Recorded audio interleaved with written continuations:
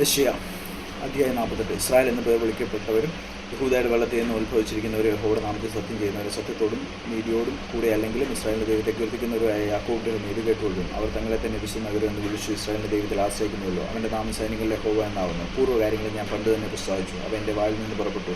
ഞാൻ അവയെ കേൾപ്പിച്ചു. പെട്ടെന്ന് ഞാൻ പ്രവർത്തിച്ചു. അവ സംഭവിച്ചുകൊണ്ടിരിക്കുന്നു. നീ കഠിന എന്നും നിന്റെ കഴുത്ത് ഇരുമ്പ് ഞരമ്പുള്ളതെന്നും നിന്റെ നെറ്റി താമ്രമെന്നും ഞാൻ അറിവുകൊണ്ട് ഞാൻ പണ്ട് തന്നെ നിന്നോട് പ്രസ്താവിച്ചു. എൻ്റെ വിഗ്രഹം അവയെ ചെയ്തുവെന്നും എൻ്റെ വിഗ്രഹവും ബിംബവും അവയെ കൽപ്പിച്ചുവെന്ന് നീ പറയാതിരിക്കേണ്ടതിന് അവ സംഭവിക്കും മുമ്പേ ഞാൻ നിന്നെ കേൾപ്പിച്ചുമിരിക്കുന്നു. നീ കേട്ടിട്ടുണ്ട്, ഇപ്പോൾ എല്ലാം കണ്ടുകൊള്ളുക. നിങ്ങൾ തന്നെ അത് പ്രസ്താവിക്കില്ലയോ? ഇന്നു മുതൽ ഞാൻ പുതിയത് നീ അറിയാതെ മറിഞ്ഞിരിക്കുന്നത് തന്നെ നിന്നെ കേൾപ്പിക്കുന്നു. ഞാനത് അറിഞ്ഞുവല്ലോ എന്ന് നീ പറയാതിരിക്കേണ്ടതിന് അത് പണ്ടല്ല, ഇപ്പോൾ തന്നെ സൃഷ്ടിക്കപ്പെട്ടിരിക്കുന്നു. ഇന്നേ ദിവസത്തിന് മുമ്പ് നീ അതിനെക്കുറിച്ചൊന്നും കേട്ടിട്ടില്ല. നീ കേൾക്കുകയോ അറിയുകയോ നിന്റെ ചെവി അന്ന് തുറക്കപ്പെടുകയോ ചെയ്തിട്ടില്ല. നീ വളരെ ദ്രോഹം ചെയ്ത് ഗർഭം മുതൽ വിശ്വാസവഞ്ചകൻ എന്ന് വിളിക്കപ്പെട്ടിരിക്കുന്നു എന്ന് ഞാൻ അറിഞ്ഞു. എൻ്റെ നാമം നിമിത്തം ഞാൻ എൻ്റെ കോപത്തിൽ താമസിക്കുന്നു. നിന്നെ സംഹരിക്കേണ്ടതിന് എൻ്റെ സ്തുതി നിമിത്തം ഞാൻ അടങ്ങിയിരിക്കുന്നു. ഇതാ ഞാൻ നിന്നെ ഊതി കഴിച്ചിരിക്കുന്നു. വെള്ളിയെപ്പോലെ അല്ലതാണ്. ഞാൻ നിന്നെ ക്രിസ്തുവിൻ്റെ ചൂളയിലാവുന്ന ശോധന കഴിച്ചത്. എൻ്റെ നിമിത്തം തന്നെ ഞാനത് ചെയ്യും. എൻ്റെ നാമം വിശുദ്ധമായി തീരുന്നത് എങ്ങനെ? ഞാൻ എൻ്റെ മഹത്വം മറ്റൊരുത്തിനും കൊടുക്കുകയില്ല. യാക്കോബേ, ഞാൻ വിളിച്ചിരിക്കുന്ന ഇസ്രായേലേ, എൻ്റെ വാക്ക് കേൾക്കാം. ഞാൻ അനന്യനും ഞാൻ ആദിനും ഞാൻ അന്ത്യനുമാകുന്നു. എൻ്റെ കൈ ഭൂമിക്ക് അടിസ്ഥാനമിട്ട് എൻ്റെ വലങ്കയെ ആകാശത്ത് വെച്ചു. ഞാൻ വിളിക്കുമ്പോൾ അവയൊക്കെയും ഉളവായി വരുന്നു. നിങ്ങളെല്ലാവരും കൂടി വന്ന് കേട്ടുകൊള്ളുന്നു. അവരിൽ 6 ഇത് പ്രസ്താവിച്ചു.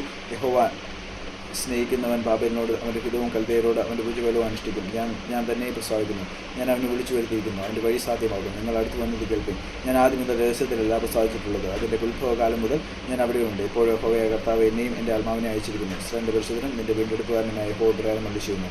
ശുഭകരമായി പ്രവർത്തിക്കാൻ നിന്നെ അഭ്യസിപ്പിക്കുകയും നീ പോകേണ്ടുന്ന വഴിയും നിന്നെ നടത്തുകയും ചെയ്യുന്ന നിൻ്റെ ദൈവമായ യഹോവ ഞാൻ തന്നെ. അയ്യോ, നീ എൻ്റെ കൽപ്പനകളെ കേട്ടനുസരിച്ചെങ്കിൽ കൊള്ളായിരുന്നു.